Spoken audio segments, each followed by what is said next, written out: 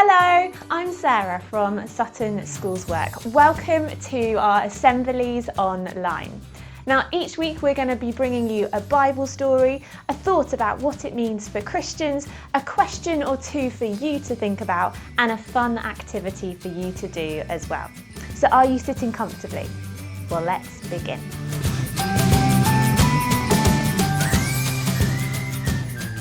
Today we are thinking about facing the things which worry or scare us. Our Bible story is about someone who chose to do something when everyone else was too scared to do it.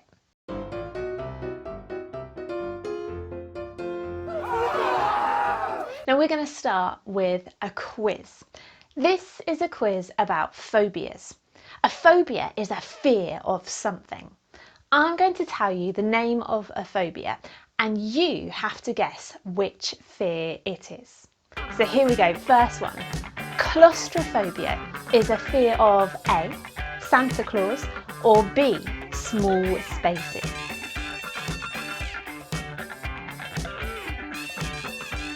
It's B, small spaces.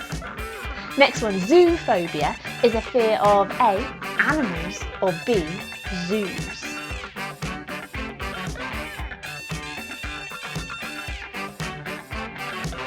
The answer is A, animals. Aquaphobia is a fear of A, swimming, or B, water.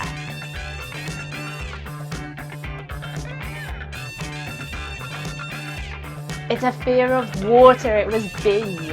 Okay, next one, costophobia is a fear of A, Costa coffee shops, or B, roller coasters.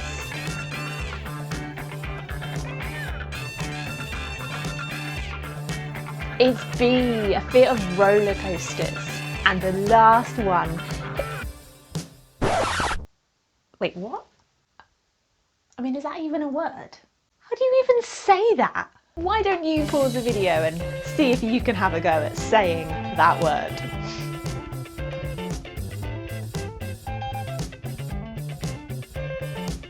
Okay, I'm gonna have a go. So, hippopotomonstrosequipedaliaphobia? Is that a fear of A, long words, or B, hippos?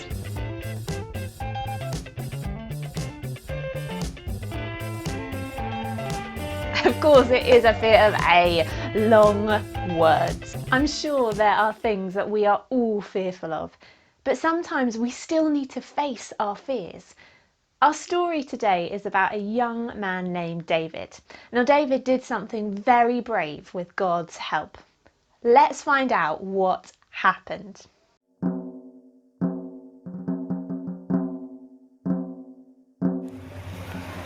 The two armies faced each other across the valley. On this side was King Saul's army, made up of God's people, the Israelites. And on this side of the valley, their enemy, the Philistines. The Philistines had a secret weapon, a big giant of a man. Not a fairy story giant like a Jack and the Beanstalk giant, not a big friendly giant, but a big hairy Philistine with a huge booming voice. And he would shout, "Come on out and fight!" And he would taunt the Israelites, "Come on you cowards, Goliath is waiting for you." It'd been like that for the last 40 days. That massive man mountain come out of the Philistine ranks, started yelling and bawling and taunting the Israelites across the valley, winding them up. "Come on, choose your champion," he would bawl. "Single combat," he would roar.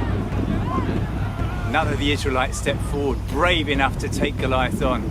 When they heard him shouting, they just stood there, frozen in fear, their eyes glazed over, and they turned deathly pale. And then they would hear Goliath shouting at them again, "You're all cowards!" And he laughed his terrible laugh. The sound of it echoing around and around the valley. "Oh, belt up, Goliath," said Abinadab, one of the Israelites, just as David, his youngest brother, appeared on the scene. "What are you doing here?" I thought that Dad asked you to stay at home and look after the sheep. He did, said David, but he asked me to bring you some food. And by the way, why aren't any of you scaredy cats taking on that giant? We can't lose, we've got Father God on our side. 3 of David's older brothers were fighting for the Israelites. And when they heard what David said, they sneered and they said to him, "All right, if you're so clever, David, why don't you go and tell King Saul about it? And don't come crying to us when that giant duffs you up." "All right," said David, "I'll go and find King Saul." "I've come about the Philistine giant," said David as he appeared before King Saul. King Saul looked David up and down and he thought he looked like someone who should be at home revising for his GCSEs. "You," he said, you don't look like you could knock the skin off of a rice pudding." "I'm a shepherd," said David. "I used to fight off lions and bears who came against my sheep just using my slingshot with God's help. And I'm going to use my same slingshot and God to help me to fight this Philistine giant." Saul could see that David wasn't the kind of boy that was going to take no for an answer. He even tried to offer him his own armour. "No thanks," said David. "Thanks, but I'll just go on my own, as I am, with Father God to help me." And with that, off David went. Out of the Philistine ranks stepped Goliath, looking sweatier and hairier than usual. "Where's this so-called champion of yours?" he roared to the Israelites. "Where's the poor misguided mutt who's just had his last breakfast?" "I think he means me," said David. "Is this the best you can do, Saul?" roared Goliath. "I'll have him on toast for my tea." And with that, David scrambled down the hillside. David came to a dried up riverbed and he stopped and he poked around in the stones.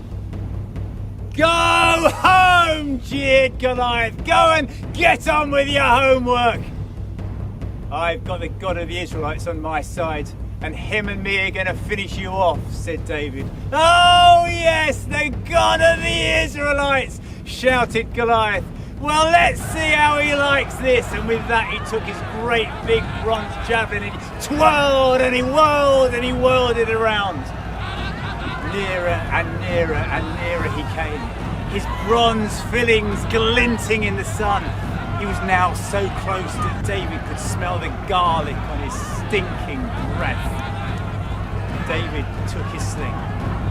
He took his sling, the same sling that he used to fight off animals that had come against his sheep, and he took one of those stones that he picked up and he put it into his sling and he twirled it around his head once, twice, and at a certain moment he let go of one end and that stone flew through the air and it landed right in the middle of Goliath's forehead. There was no great big sound, just a soft thwop, like the sound of an egg dropping into a bowl of porridge. Goliath, he touched his forehead and then he looked at his fingers and they were covered in red. And then he looked over at David with a sad, faraway look in his eyes, and he stumbled and he tumbled and then he fell down with an almighty crash and he lay completely poleaxed on the ground. David, with God's help, had defeated the Philistine giant. With God's help, they had done it. David faced Goliath when no one else would. He believed that God was with him all the time. He knew that God is more powerful than anyone or anything, even a giant.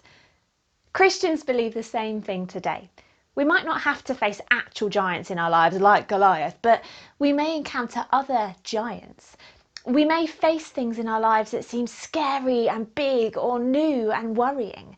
Perhaps there are things we think we can't do or feel are really scary. Maybe going back to school after a long time of being away, taking a test or exam, going somewhere new or trying to do something for the first time. In all honesty, I get a bit scared and nervous about going somewhere new and doing something for the first time. And at some point we all go through these things, but we don't have to do it alone. There are all sorts of people that can help us and be with us Our brothers and sisters, our friends, our mums, our dads, our teachers, the list goes on. Christians believe that above all, God is with us too, whatever is happening. God doesn't promise to take away the things we're afraid of, but Christians believe He is faithful and powerful, and that He will be with us if we believe and trust in Him. Now, time to put your thinking caps on. Here are a few questions for you to think about. Pause the video in between each one, have a think, maybe write your answer down or have a chat to someone else. What are some of the giants in your life? What are you afraid of facing?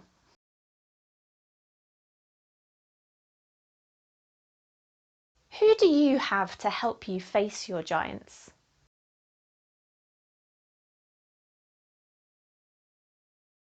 Is there anyone you can help when they are scared or afraid?